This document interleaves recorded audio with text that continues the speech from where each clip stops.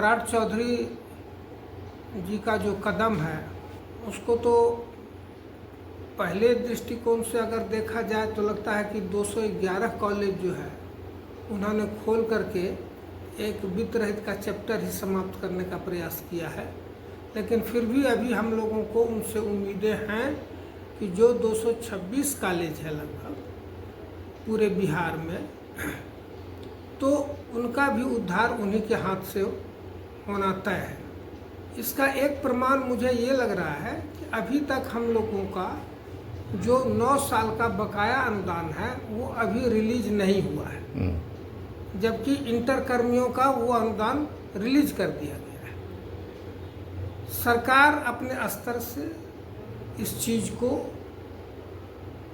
अनुमानित कर रही है कि हमको क्या खर्च लगेगा, क्या देना पड़ेगा, वित्तीय लेखा जोखा तैयार हो रहा है और कमिटी पहल भी कर रही है। जैसा कि माननीय जो एमएलसीज हैं और एमएलए हैं, इनके कथनानुसार कि इसका निपटारा हो रहा है, तो उन पर भी अगर हम भरोसा करें तो थोड़ी सी ही सही लेकिन आशा की किरण दिखाई दे रही है।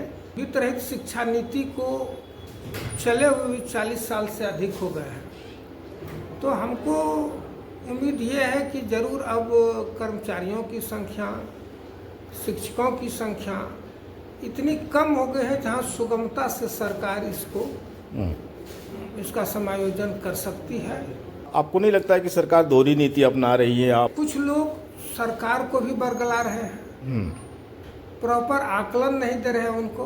प्रॉपर आकलन अगर वो देते तो आज 211 नए डिग्री कॉलेज नहीं खोले जाते, चूँकि बिना ढांचागत सुविधा उपलब्ध कराए हुए, बिना फैकल्टी मेंबर को बहाल किए हुए, जिस तरह से बुनियादी स्कूलों में जाकर के इन्होंने कॉलेज खोल दिया जहाँ की बच्चे एडमिट भी नहीं हो रहे हैं, 26-30% के बच्चे एडमिट नहीं हो रहे हैं वैसे कॉलेजों में, लेकिन फिर भी सरकार जबरदस्ती, लगता है कि इसी आशय में सरकार तीसरे चौथे लिस्ट तक जाएगी कि जुलाई तक में कुछ भी संख्या बढ़े कि उनकी झेप मिटे।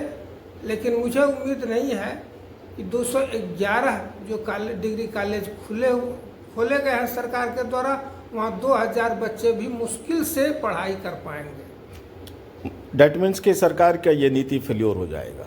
ये नीति यानी फेल्योर शुरू दिन से ही है। अच्छा। चूँकि इसके विरोध में शिक्षक जाना नहीं चाह रहे थे, विश्वविद्यालय में नियुक्त जितने भी शिक्षक हैं वो सुदूर देहात में नहीं जाना चाह रहे थे, वहाँ कोई सुविधा मुहैया नहीं कराई गई।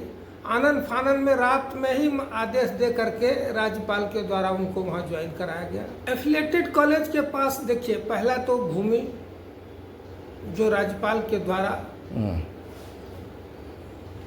कर दिया गया है संस्थाओं के माध्यम से जी।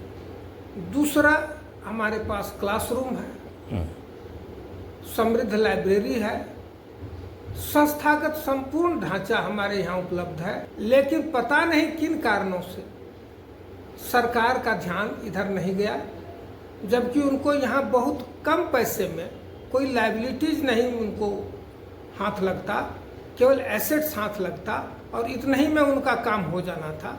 फिर भी उन्होंने इस पर पता नहीं क्यों नहीं गौर किया। क्या उनकी मानसिकता है, क्या सोच रही है सरकार, ये पता करना मुश्किल है। क्या आपको नहीं लगता जो रणनीति बनाया होगा और वो बहुत बड़ा गलती कर बैठे हैं? उनसे बहुत बड़ी गलती हुई है। ये 211 और 226 का मात्र आंकड़ा है। आप सोच लीजिए, नए कॉलेज खोले नहीं गए हैं आज 40 वर्षों में, न नए कॉलेजों को इन्होंने लिया है। आबादी कई गुना अधिक बढ़ चुकी है, उस रेशियो में इनके पास महाविद्यालय नहीं है और न ये उस पर जवाब देने के काबिल है।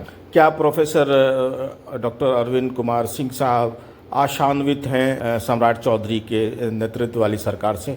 मुझे लगता है कि अब एक यही मुद्दा है सम्राट चौधरी जी के सामने। अन्य मुद्दों का निराकरण जो है वो पिछली सरकार कर दी है, लेकिन एकमात्र यही है वित्त रहित शिक्षा कर्मियों का उद्धार करना। मुझे लगता है कि कहीं न कहीं सम्राट चौधरी की सहानुभूति जरूर होगी, क्योंकि उनके जो आला अधिकारी हैं वो इस पर मंथन कर रहे हैं, इसका विकल्प ढूंढने का प्रयास करेंगे और वित्त रहित का भी दिन अब बहुरने वाला है। चाहे जैसी भी स्थिति है, मजबूरी में करना पड़े, जैसे करना पड़े उनको करना पड़ेगा। और चूंकि इनके अलावे सरकार के पास उपलब्धि गिनाने के लिए कुछ नहीं है। कुछ वित्त रहित शिक्षकों और शिक्षकेतर कर्मियों को और इंतज़ार करना होगा, कुछ दिनों का इंतजार और करना होगा। मुझको लगता है कि 6 महीना का अंदर ही आपको दिखाई पड़ जाएगा कि सरकार का रवैया कि वित्त रहित कर्मी, खास करके डिग्री महाविद्यालयों के साथ ये हमको लगता है कि दिखाई देने लगेगा। क्या आपको लगता है कि नियमित वेतन को लेकर पहल शुरू करेंगे सम्राट साहब? नियमित वेतन को लेकर पहल भी होगी और निश्चित एक वेतनानुदान वो लोग देंगे, हमको लगता है प्रतिमाह के हिसाब से, क्योंकि लंबा चौड़ा सरकार के पास अभी वो फंड नहीं है, लेकिन वो वेतन प्रारंभ करेंगे, ऐसी उम्मीद है हमें। सर, न्यूज़ 21 से बात करने के लिए बहुत बहुत शुक्रिया आपका। धन्यवाद।